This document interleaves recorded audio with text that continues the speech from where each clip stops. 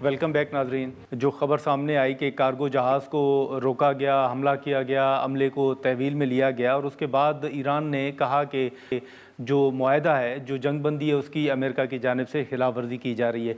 लेकिन आज ट्रंप साहब कह रहे हैं कि ईरान सीज़ फायर की खिलाफ वर्जी कर रहा है। तो ये आपकी नज़र में ये भी एक वजह है कि मुज़ाकरात जो होने थे, कल जो ईरान ने स्टैंड लिया और आज अमेरिका ये बात कर रहा है, तो दोनों में से आपको किसका मौक़िफ़ दुरुस्त लग रहा है और किसका मौक़िफ़ आप समझती हैं कि बड़ा उसूली है?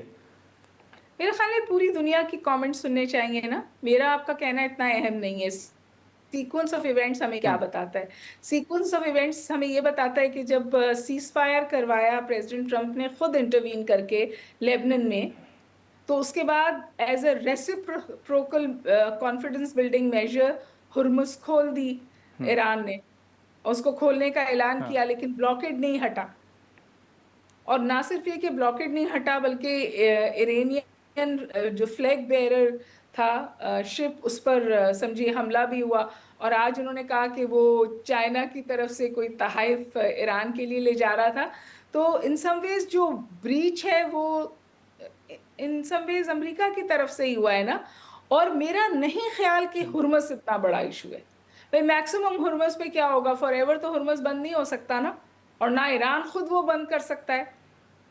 ईरान जी, मैक्सिमम कहेगा हमें टोल दे दें, और वो जो ऑयल का उनका नुकसान है। और देखिए ईरान 40 साल सैंक्शंस में रहा है।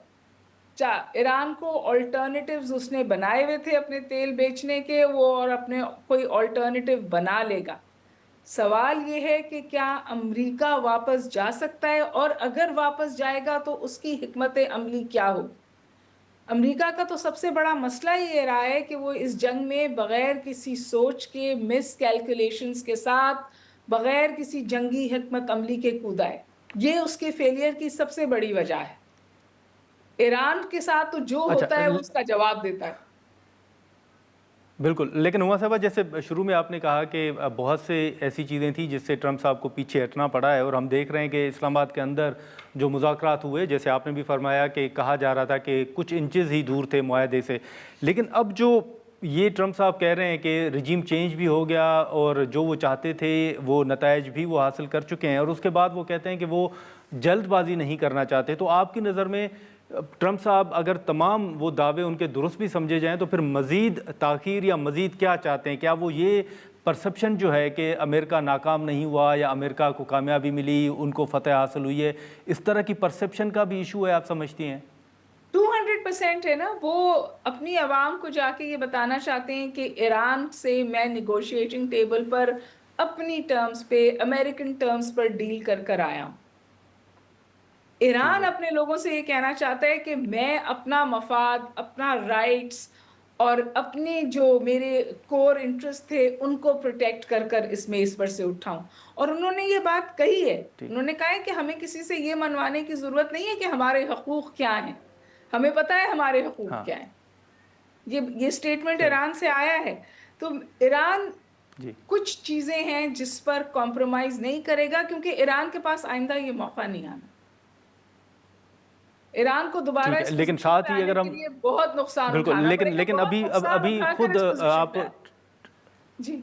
बिल्कुल, बिल्कुल, उमा साहब माज़रत आपकी बात काट रहा हूँ, लेकिन दूसरी तरफ अगर हम देखें तो खुद प्रेसिडेंट ट्रंप को अमेरिका के अंदर से भी और जो इत्तेहादी ममालिक हैं, उनकी तरफ से भी तो एक प्रेशर है, जो वो चाहते थे सपोर्ट, वो तो इस सारे मरहले में उनको नहीं मौसूल हुई। वो तो खैर मतलब उस बारे में तो हम बहुत बात कर चुके हैं ना कि जितना आइसोलेटेड अमेरिका इस जंग में हुआ है पहले कभी नहीं हुआ। और ना सिर्फ ये कि इस जंग में, इसके बाद जो वेस्ट एशिया में होने जा रहा है, वहां पे भी आप देखेंगे ना कि अब वो वाजे तौर पे गल्फ स्टेट्स भी कहती हैं कि इन अमेरिकन अड्डों का हमें कोई फायदा नहीं हुआ। हुँ, तो वेस्ट वेस्ट एशिया का तो सिक्योरिटी आर्किटेक्चर तब्दील हो गया, हो चुका। वैसी दुनिया की तरफ आप वापस नहीं जाएंगे। इस वक्त तो मैं जाती तौर पे समझती हूँ कि एक ग्लोबल एनवायरनमेंट भी है। आप देखिए कि हर कैपिटल से ये जुमले उठ रहे हैं, ये बात उठ रही है कि इस मौके का फायदा उठाकर जंग खत्म कर दी जाए। और अमेरिका को ये अब जो ट्रस्ट डेफिसिट उसने खुद क्रिएट किया अमेरिका ईरान के साथ, उसको उस ट्रस्ट डेफिसिट को एड्रेस करने की जरूरत है। जेसीओपी से ट्रम्प बाहर निकले थे, 2 दफ़ा जब नेगोशिएशंस में ईरान बैठा था तो हमले उन पर हुए थे। तीसरी दफ़ा जंग उन पे थोपी गई थी। हुर्मुज़ के हवाले से उनके साथ समझिए एक गलत मैसेजिंग का हुई और वो उस तौर आगे नहीं बढ़ी। तो ईरान का तो बिल्कुल वाज़ेह ट्रस्ट डेफ़िसिट है। ईरान को अमेरिका के ऊपर कोई भरोसा नहीं है और ईरान पाकिस्तान के अलावा भी चल किसी पे भरोसा नहीं कर रहा है इस बातचीत का। पाकिस्तान का इस ठीक कॉन्वर्सेशंस में होना एक अच्छी चीज़ है, क्योंकि पाकिस्तान के पास ठीक वो है। एलिमेंट मौजूद है कि वो इस कंटिन्यू कर सकता है ये बातचीत अगर एकॉर्ड नहीं भी होता। मैं खुदा से चाहती हूँ एकॉर्ड हो जाए, हम सब चाहते हैं, बट मुझे अभी ज़मीन तैयार नहीं बिल्कुल। लग रही उसके लिए।